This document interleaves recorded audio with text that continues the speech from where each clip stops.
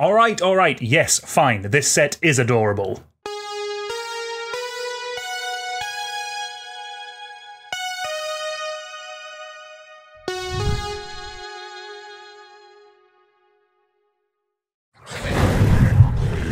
Hello everyone, welcome back to Too Sweet MTG, welcome to another Commander Deck Tech. We're exploring the vast forest of Bloomburrow today. Today we're looking at Baylen the Haymaker.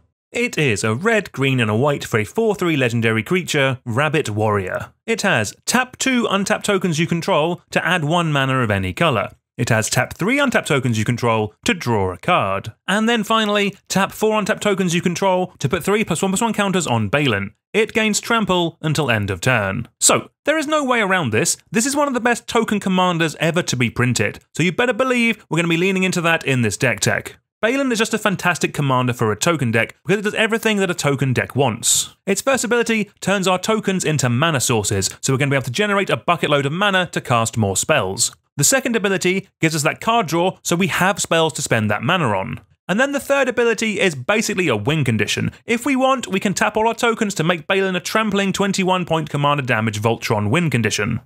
It's important to note with all of Baylen's abilities is that because the abilities don't have a tap symbol next to them, you can tap tokens that are summoning sick to use them straight away. This means that as soon as you make a token, no matter what it is, you can use them to make mana, or draw cards, or make Baylen a huge threat. This means we'll easily be chaining multiple spells and token makers together, because as we make more tokens, we'll have more mana or more card draw available to us with Baylen. And this to an extent will affect how we play the deck. With Baylen out, you're going to have to think about how many tokens you can make in a turn, because once you've made them, you'll have access to more mana to cast more spells. So being honest, on your turn, I'd probably recommend playing any token makers first, and then playing your other utility spells afterwards. The aim here is to maximize how much mana and tokens that you have. When it comes to those tokens, we don't really care what type they are. The creature tokens will play into our win conditions a little bit more than the artifact tokens, but they all do such a great job with our commander, and we want as many as possible, that more is definitely more, and I jam as many good ones into the deck as possible. In terms of the game plan of the deck, it's pretty simple. Make as many tokens as possible, use Baylen to draw us cards and make us mana so we can make yet more tokens,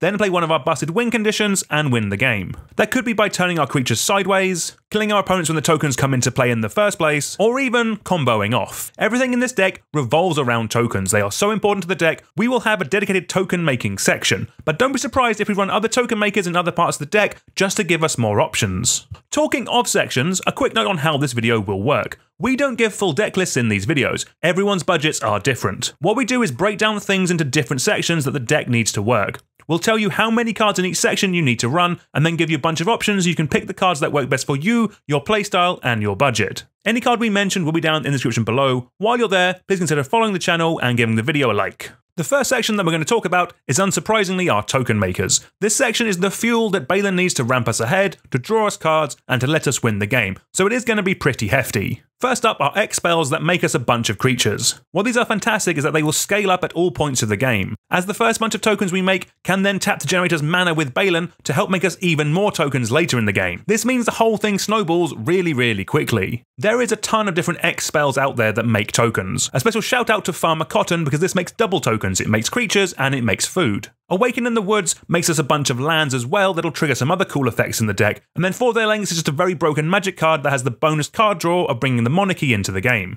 After the X spells, the next ones you want to look at are token makers that repeatedly make you tokens turn after turn. Cards like Skrelv's Hive and Assemble the Legion make us a bunch of tokens on our upkeep. But then you have cards like Illustrious Wanderglyph and Tendershoot Dryad that make us tokens on every player's upkeep, which works really well in a game of Commander. They're all just very consistent and very good at repeatedly putting things into play for us to use. Next up, we have a bunch of token makers that care about lands in some way. Because of the card draw that we have baked into the deck, it's going to be really easy to hit our land drops every turn. That is where these cards really excel. Springheart Nantuko is an especially messed up card, as if you bestow it onto something else that make tokens, it gets out of hand very quickly, as each of those token makers will start making more token makers. You could put it on a Scute Swarm, for example, which sounds incredibly stupid. But then you also have cards like Phylath, World Sculptor and Avenger of Zendikar that are both fantastic at making us a bunch of tokens. As we've mentioned, this deck wants other types of tokens tokens as well. So you have cards like Tireless Provisioner and Tireless Tracker that can make us clues or food. They're both really great in the deck. And then another way of making tokens is with a card like Bootleggers Stash. This basically makes us tokens for the amount of lands that we control every turn. We can either turn them into card draw or stock them up for a bigger turn with our commander later on in the game. And then we have everyone's favourite card, Smothering Tithe. We all know how many treasure tokens this can make. If you have one and you'd like reminding your opponents to pay the 2, stick it in. A good magic card is always a good magic card. Our next section is our Token Matters cards. These aren't cards that make tokens, but these are cards that make our token makers better. You don't need as many of these as they don't make tokens in a vacuum, but having a couple of these in play will really make the deck sing. First we have cards like Academy Manufactor and Peregrin Took. These are nice cheap ways of making us bonus tokens in the deck. You then have effects that double or triple the amount of tokens that we are making. Cards like Anointed Procession, Mondrak Glory Dominus, Parallel Lives, Doubling Season and Odia Tag Deepest Foundation are all awesome in the deck, but I do know they are expensive cards. If you don't have them, maybe just proxy a couple, they will be great. Another way of getting the most out of some of our creature tokens is by running cards like Quest for Renewal, Drumbellower and Seedborn Muse. These all untap our creatures multiple times in a turn cycle, meaning we can tap them to Baylen all over again for some more card draw or for some more ramp or for the counters. Talking of ramp, and although our commander helps with this a little bit, we also need around 8 to 10 bits here to make the deck fully function. First up we have Jaheira, Friend of the Forest. This turns every token into a Llanowar elf, and while with this ability the creatures will be summoning sick to use, it will still just make us so much mana it's definitely worth considering. You then have a card like Gilded Goose. It makes a food token for the deck, which we can use to make some mana, or we can use the goose to make us more tokens.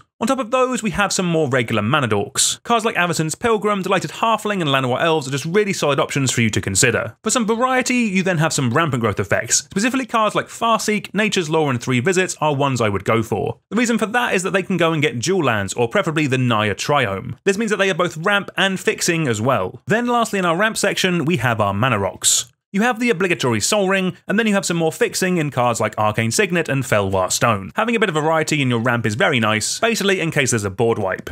Moving on next to our card draw section, and again we're looking for between 8 to 10 bits here. First up, in any token deck, we need to talk about Skullclamp. In a deck that uses tokens like this, it's basically an auto-include. The fact that creature tokens can also help pay for the equip cost is nuts. It'll honestly draw us so many cards, play it is just great. You then have cards like Idol of Oblivion and Benny Brack's Zoologist. These both draw us cards in a turn as long as we've made a token. In this deck, with all of our token makers, these are basically just Phyrexian arenas. We then have Audience with Tristani. This makes us a token and then draws us a card for each different name token that we control. As we've gone over, this should be pretty easy to draw us a bunch of cards. And then because we're going wide with our tokens and our token creatures, you have a card like Shamanic Revelation, which again will just be fantastic at refilling our hand. And then on top of that, because our commander will also get really big, we have Return of the Wildspeaker to draw us cards equal to Baylen's power. It's also a nice little backup win condition as well. And then finally for our card draw, we have cards like Toski, Bearer of Secrets and Orhan Frostfang. These draw us cards whenever a creature deals combat damage to a player. With all of our go wide token creatures, it'll be really easy to keep our grip fully stocked with these. Moving on now to our interaction section, and like with most decks, you want to start with around 8 bits here, and then go up from there the more competitive that your playgroup is. Let's start off with some interaction that also makes us some tokens. Artifact Mutation, Aura Mutation, and Pest Infestation are all really good options to consider that synergize really nicely with what the deck wants. On top of those, these colours have plenty of other good targeted removal for you to choose from. You can go cheap and efficient like Path to Exile and Swords to Plowshares, or you can go slightly more expensive but more flexible with cards like Beast Within, Chaos Warp, and Generous Gift. We then have some synergistic board wipes for us to consider. Firstly, Hour of Reckoning is a great card that wipes the board but leaves all of our tokens behind. This just means we can recast Baylen and we're exactly where we were beforehand. You then have cards like White Sun's Twilight, Martial Coup, and Azuri's Predation. These are effectively board wipes that leave us a token board state behind as well. Again, they just mean that we can recast Baylen and we're good to go. And then obviously we also have some more generic board wipes in these colours that'll do a solid job. Things like Wrath of God and Blasphemous Act are just really solid includes if you have them. Next up is a little bit of protection. Our commander is just such a great engine that we really want some extra ways of keeping it and the rest of our large board state of tokens around.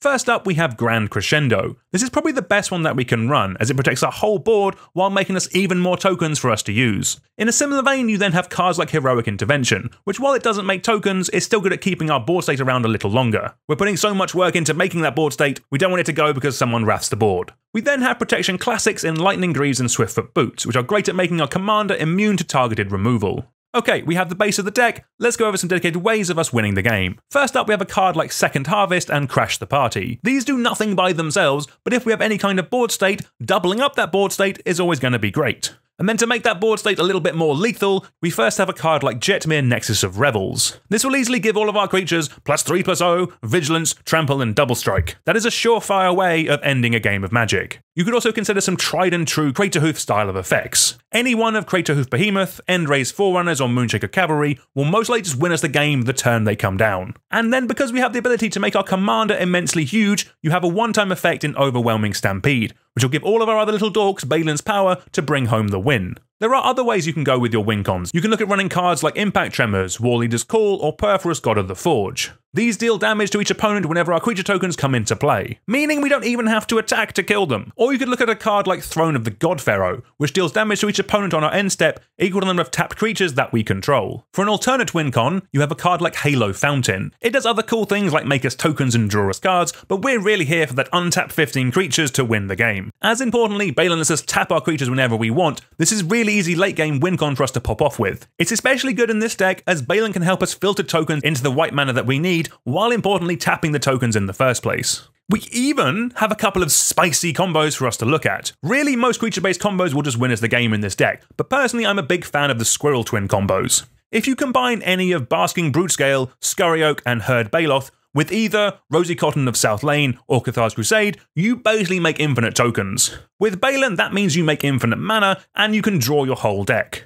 At that point, you might not even need to attack. You can combine them with a Halo Fountain, a Throne of the God Pharaoh, or an Impact Tremors to just win the game. Not everybody wants combos in the deck, but these are really fun and I thought they were worth mentioning. Then lastly, we have our land section. Like with most decks, we're looking for between 36 to 40 lands here to make everything work smoothly. We are firstly a 3-colour deck, so the majority of our utility lands need to tap for a colour of mana. In this deck, I like cards like Castle Ardenvale, Carlney Garden, Sir Ken's Crucible of Defiance, and the Shire, because importantly, they can just make us more tokens. The only colourless utility land I would consider is a card like Gavony Township, as it can turn all of our tokens into massive beaters. After that, the mana base will be based on what you have available to you. Run the best 3-colour lands that you have. Things like Command Tower, Exotic Orchard, and Jetmir's Garden are perfect. After our tri-lands, we then have our dual lands. What you choose here again will be based on your budget and what you have available to you. Personally, I try not to run any dual lands nowadays that come into play tapped, as they really can just slow down the deck. The only dual lands that come into play tapped I would consider running are ones that I can find from either fetch lands or from cards like Farseek, Nature's Law, and 3 Visits. Basically, those are ones with like Forest, Island, or Mountain in the subtype. Throw in somewhere between 8 and 16 basic lands and you're good to go.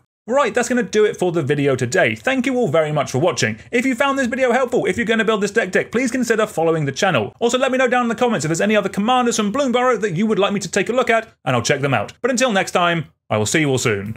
Goodbye.